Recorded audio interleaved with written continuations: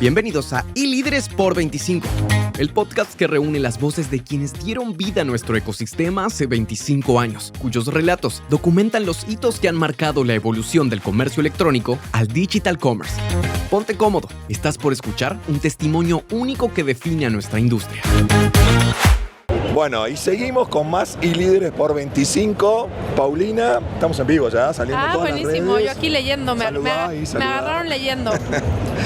Bueno, primero, sabes que es un gusto tenerte acá. Muchas gracias, Marcos. Este es un homenaje, iLíderes por 25, tiene como objetivo que ustedes, los protagonistas, nuestras iLíderes del ecosistema, cuenten en primera persona cómo llegamos a estos 25 años de ecosistema, porque no fue una evolución espontánea, o sea, hubo mucho trabajo de por medio, y que yo después en tercera persona los termino llevando a estos libros, que son libros vivos, analógicos digitales, versión impresa, a los que les gustan, viste, leerlos en papel, audiolibro, inteligencia artificial, son libros vivos que ya pueden ingresar en Génesis Futuro.digital y están los 25 libros, pero tenés que, primero, porque esto es como si fueran los papiros del Mar Muerto, queda indexado. ¿Cómo empezó para cuando tus nietos, algún día vas a tener nietos, tus nietos pregunten... Ya me estás, sí. La presión, no, para una presión. Tus nietos pregunten qué hacía la abuela, quede indexado, porque si no va a ser como los papiros del Mar Muerto, no, si no lo contás, nadie no va a quedar, los motores de búsqueda no. Va a ser increíble pensar que la inteligencia artificial no lo va a encontrar. Sí. Pero antes de todo, primero, ¿te imaginas un evento como este, como el Vitesse Connect, 22.000 personas en México?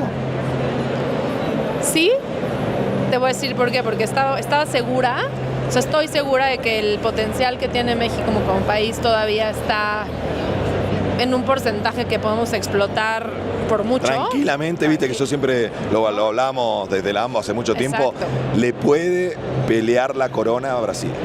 Sin duda. Tranquilamente. Yo creo que... Hoy estamos en Canelo versus Brasil. Yo creo que a eso vamos y creo que el potencial de México todo el mundo lo está viendo. Hoy de hecho hablaba con varios de los afiliados de AMBO, ¿no? Varios clientes que tenemos en cosas que hacemos, distintas iniciativas. Y casualmente muchos me decían, la verdad, Pau, nuestro enfoque para el próximo año es México.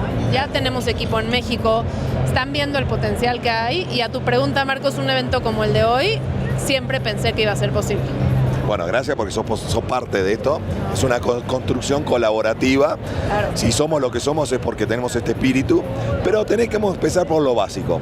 ¿Cómo empezó la Paulina digital? En el caso, vos sos muy joven, pero en el caso mío, yo empecé con una Spectrum 32K. 32K de memoria en cuarto grado, que no era mía, sino un amigo. Y con eso, con los juegos, empecé mi primer contacto con lo digital. En el caso tuyo, ¿cuál fue tu primer contacto? No piloto, sino contacto digital.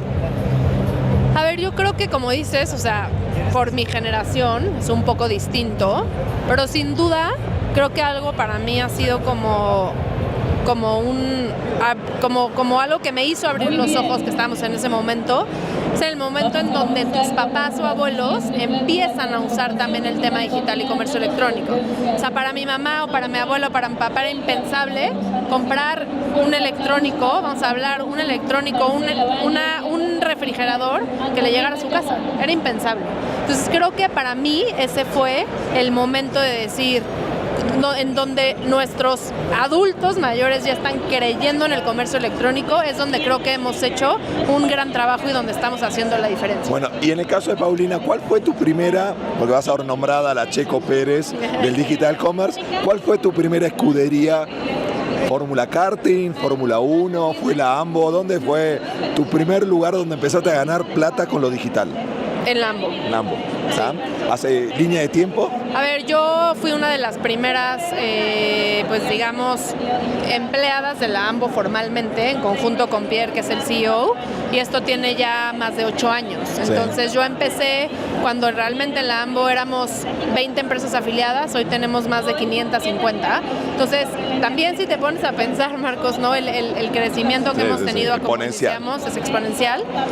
Y creo que ahí es donde realmente empezamos a ver donde empezamos a ver este boom o este clímax del comercio. Bueno, y me vas a ayudar porque acá tenemos un libro que vos lo conocés muy bien, que es el arribo de los eventos de conveniencia. Si vos tenés que elegir 3 momentos de estos 25 años en los cuales hubo un punto de inflexión que cambió la evolución, la velocidad con la cual iba madurando el ecosistema, ¿cuáles son esos 3 momentos? Y te saco la pandemia. Justo te iba a decir. No, te la saco. Justo porque la pandemia no quiero hablar de la pandemia. No, porque la pandemia no es nuestra, la pandemia vino de afuera. Exactamente. Y a ver, te voy a decir algo. Creo que desde antes de la pandemia, 2019, ya estaba el boom. O sea, obviamente... ¿Pero qué fue? A ver, ¿el hot sale fue uno?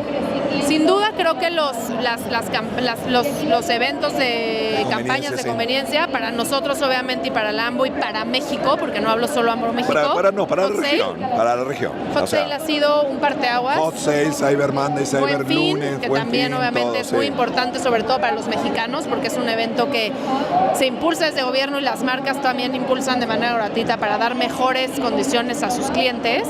Y creo que tercero, Marcos, y sí me atrevería a decir, ha sido algo que yo he notado en los últimos años, es que creo que los líderes de la industria digital de comercio electrónico se están preparando mejor. Entonces creo que ese ha sido un cambio. ¿Es el capital humano? Es correcto. Capital humano. Sí, he visto un cambio. La profesionalización del capital humano.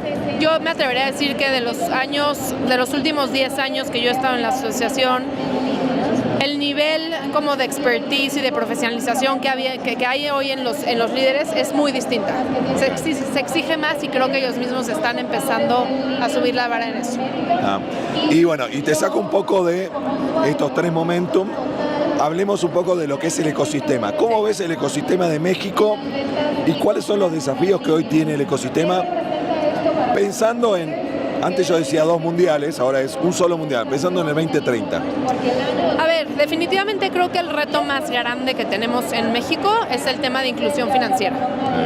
Es un tema que tenemos que seguir. A pesar de la evolución que hubo, ¿no? A pesar de la evolución que hay. Lo que hicieron los Coppel, los Electra, los Oxxo. A ver, los fintech, todo eso ha sido un antes y un después. Sin embargo, Marcos, el porcentaje de los mexicanos no bancarizados sigue siendo muy alto. Entonces, sí, es una oportunidad, ¿no? Por supuesto que también es una oportunidad, pero si seguimos sin llegar a ese porcentaje, pues obviamente el crecimiento sigue siendo muy complicado todavía. Y yendo por esa línea, vos viste los casos de Pix en Brasil, ¿no? Sí, Pix en Brasil, hoy son 187 millones de brasileros. Que aquí es como lo de Cody, pero no se implementó de manera Bueno, por eso, el Open Finance, ¿ves que es una solución, un camino para esa inclusión que falta? Totalmente, pero creo que hay que tener un proyecto bien implementado si queremos que funcione, que creo que ahí fue el ¿Vos sabés que complicado. Te voy a contar algo, lo de Brasil fue casualidad, sí, no fue, o sea, sí, sé la historia de Pix, pero el Banco Central, claro, un genio, yo siempre digo, ¿sabés que la diferencia entre un loco y un visionario cuál es? ¿Cuál? Que el visionario es el loco que le sale las cosas bien. Exactamente. Porque la persona... Locos sabemos muchos, ¿no? Sí, pero que te salgan bien, ahí te transformas en visionario. Claro. Lo que hicieron en Brasil fue el poder de coactivo que tenía que tiene el Banco Central, obligó a todas las entidades financieras a ser interoperable con el QR. Claro. Algo tan simple, tan complejo como eso. Exactamente, que aquí ese es el mayor punto de fricción, que la verdad es que los bancos tradicionales en México no supieron adoptar y el gobierno tampoco supo implementar esto de manera correcta. Entonces ahí hay un gap importante y creo que tenemos mucho por hacer en temas de inclusión financiera sin duda, porque ese gran porcentaje que seguimos perdiendo lo tenemos que saber llegar de alguna manera. Bueno, ¿y dónde me pones el cross-border? A ver. El cross-border no como el que viene, no, sino el que va. Para mí... Porque es una oportunidad, ¿no? Es una súper oportunidad. O sea, llegar de México al mundo, de Latinoamérica al mundo, y se puede. Por supuesto, a ver, hoy en día... No solamente de productos, sino talento. Talento, por supuesto, y hoy en día vemos casos de éxito incluso de pymes y empresas mexicanas que su principal ingreso es de hacer comercio transfronterizo. Creo que en los últimos años y en los últimos meses ha habido también muchos temas políticos que han complicado complicado el tema, pero sin embargo yo creo que es una oportunidad enorme para las empresas mexicanas y sobre todo que las más de 10,000 millones de pymes que tenemos en México lo puedan aprovechar sin duda. ¿Cuántas pymes son? A ver, hoy en día en números estoy segura cuánto estamos ahorita, pero han de estar por ahí de, no sé, no tengo el dato seguro, pero yo creo que sí es una oportunidad súper importante para ellas que vean hacia afuera y que no vendan hacia aquí. La pyme y el microemprendedor es el motor de todas las economías de todos nuestros países, ¿no? Entonces creo que ahí es donde está el reto. Y para cerrar, inteligencia artificial. ¿Qué? Bueno, ¿qué de inteligencia artificial? Inteligencia artificial, ¿lo ves como lo que generó en el 99 Internet, pero que va a ser mucho más disruptivo y exponencial de lo que fue Internet? Porque Internet en ese momento nos trajo 3 paradigmas. Claro. En el comercio electrónico, en el trabajo, el teletrabajo, y en la educación por Internet. Por supuesto. Hoy la inteligencia artificial nos trae 3 paradigmas nuevos. En el comercio autónomo, en el trabajo autónomo, y en la educación autónoma, que se monta sobre Internet. No es que desaparece Internet, es una tecnología exponencial sobre otra tecnología exponencial. ¿Cómo ves cómo va a impactar y esa democratización del acceso a la inteligencia artificial, principalmente en esas pymes y en esas MIPYMES? A ver, creo que 2 cosas. Uno, como dices, no es que van a dejar de existir otras cosas de Internet, al contrario, suman. Lo que sí creo súper importante, Marcos, es que las empresas tienen que, el mayor reto que tienen hoy en día, y tenemos, es no solo usar la inteligencia artificial por utilizarla, es realmente tener un objetivo y qué quieres usar, porque también la verdad es que hoy en día es overwhelming todo lo que hay. Entonces creo que ahí hay un reto importante, saber usarlo para qué, y las pymes se tienen que empezar a subir al barco, porque definitivamente eso les va a cortar muchos de los gaps que hoy que tienen. Por ejemplo, el comercio transfronterizo, por ejemplo el tema de inclusión financiera, les va a ayudar. Sí, antes decíamos que tenías con Internet todo a un clic, a un touch de distancia. Claro. Hoy lo tenés a un prompt de distancia. Claro. Y democratiza, ¿no? Yo creo que va a ser un acelerador, pero tiene que ser, como decías vos, una inteligencia artificial aumentada, ¿no? Claro. Que tiene que potenciar al ser humano. Claro. Y va a ser usada por ser humanos. Sí, porque hoy en día cualquier persona te puede decir, yo ya uso inteligencia artificial, te redacto mis correos con un LLM. Pero que genere impacto. Ese es que genere valor. Exacto. Bueno, para cerrar, sí. Paulina, si tenés que resumir estos 25 años en una frase, que te salga de las entrañas, del estómago, ¿cuál sería esa frase? Mucho por hacer. Y eso que tenemos ya un camino recorrido, ¿no? Sí, pero sería eso, mucho potencial. Bueno, Paulina, gracias.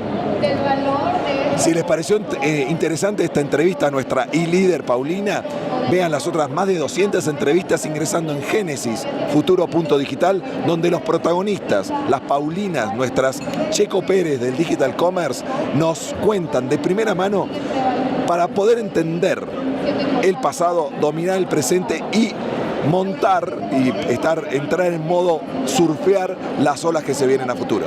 Seguimos con más e-líderes por 25. Chau, chau. Gracias. Gracias por unirte a e-líderes por 25.